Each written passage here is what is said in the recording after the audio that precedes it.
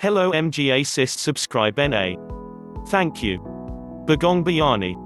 This is how people call overseas Filipino workers or OFWs these days, and they deserve it. These people decided to leave the comfort of their homes and sought greener pastures to provide a better life and future for their family. The remittances they sent to their families back home helped improve the Philippines economy, hence the title.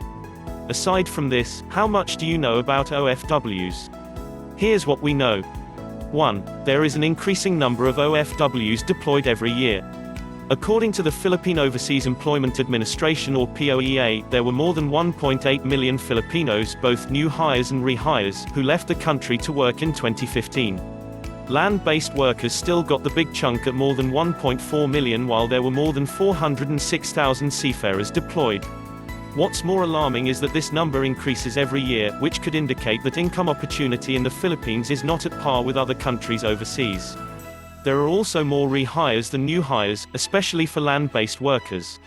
2. Middle East countries are still the top destination among OFWs.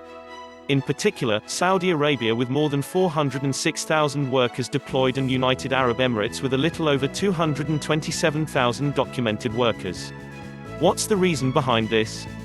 Migration to Middle East dates back to 1970s when the countries in this region started recruiting guest workers to work on various projects, including infrastructure. In 1975, then President Marcos implemented development diplomacy, which paved way to the rise of Filipinos deployed overseas. Aside from Middle East, countries like Kuwait and Qatar, Singapore, Taiwan, and Hong Kong are among the top destinations for OFWs. Europe, America, Oceania, and Africa are also considered by Filipinos seeking to work abroad. 3. Household service workers occupy the top occupational category. There are several occupational groups deployed overseas.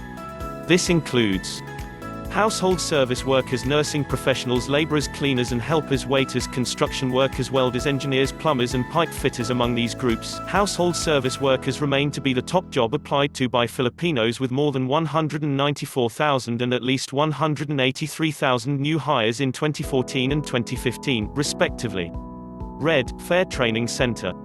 4. OFWs help boost the Philippine economy by sending remittances. Do you know why the Philippines was able to withstand recession despite the several economic crises around the world? It's all because of OFW remittances. In 2014, remittances were almost at $24 billion, and in 2015, OFW cash remittances is at $16.21 billion from January to August alone. This increases the country's dollar reserves, thereby making the Philippines more resilient despite the economic crises rocking the world. Red, Banks versus remittance centers, which is better?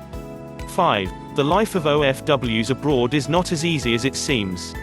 It's true that OFWs earn bigger and in dollars. The fact that they are abroad makes it easier for them to visit other places and experience a different culture. Unfortunately, OFW life is not easy. Apart from dealing with homesickness and unexplainable lack of funds even while working abroad, OFWs are exposed to violence and abuses from employers, exploitation, and incarceration. If OFWs fight back and unfortunately kill the employer, the OFW is subjected to death sentences and could even lead to death itself. OFW life is not easy. If you want to give this a try, then you need to prepare physically and emotionally to help you get through this life. It is rewarding, but sacrifices have to be made to provide a better life for your family.